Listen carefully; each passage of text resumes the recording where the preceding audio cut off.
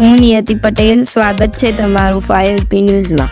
આગામી દિવસોમાં 5 ગામમાંના એક બાલિશના ગામ મુકામે તૃતીય સમર કેમ્પનું આયોજન કરવામાં આવેલ છે, જેમાં 5 ગામના કુલ 1037 બાળકોએ ભાગ લીધેલ છે।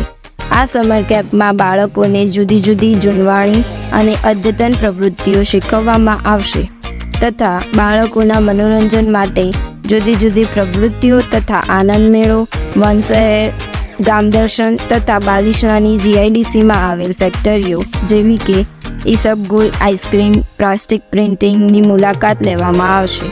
જોડાયેલા રહો 5 ગામના અવનવા સમાચાર જાણવા માટે। જોડાવા માટે આ ચેનલને સબસ્ક્રાઈબ કરો અને લાઈક અને શેર પણ કરો। ધન્યવાદ।